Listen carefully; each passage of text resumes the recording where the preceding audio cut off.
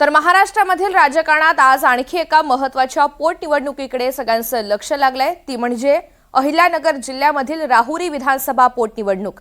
या मतदारसंघामध्ये आज मतदान होत असून ही लढत अटीतटीची आणि हाय व्होल्टेज बनली आहे। विद्यमान आमदार शिवाजीराव कर्डिले यांच्या निधनानंतर ही पोटनिवडणूक होत असून त्यामुळेच राहुरीची निवडणूक केवळ स्थानिक नाही तर राज्याच्या राजकारणावर परिणाम करणारी मानली जाते।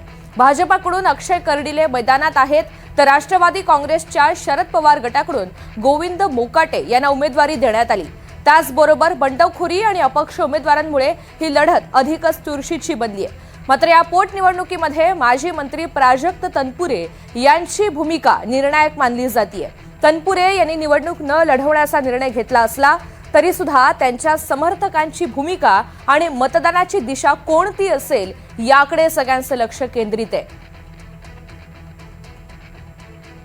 या सगळ्या संदर्भातला आढावा घेतलेला आहे आमचे प्रतिनिधी प्रसाद शिंदे यांनी। पाहूयात।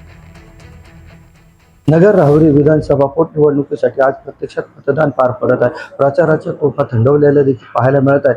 आज भाजपचे उमेदवार अक्षय कर्डिले असतील, महाविकास आघाडीचे उमेदवार गोविंद मोकाटे यांच्यासह 7 अपक्ष उमेदवारांसाठी मतदान पार पडणार आहे। आपण सध्या बुरानगर येथील मतदान केंद्रावर आहोत। मतदान केंद्रावरती मतदान प्रतिनिधी सध्या मतदानाची तयारी करताना पाहायला मिळत आहेत आणि 7 वाजता मतदानाला प्रत्यक्षात सुरुवात होणार आहे।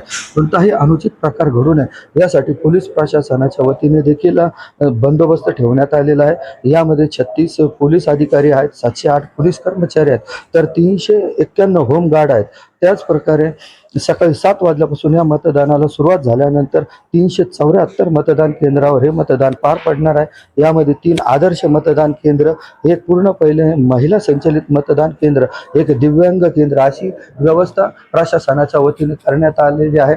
4 मे रोजी या मतदानाचा निकाल लागणार आहे। प्रत्यक्षात 4 मे रोजी जनता कुणाला कौल देते हे देखील कळणार आहे। प्रसाद शिंदे, NDTV मराठी, राहुरी, अहिल्या।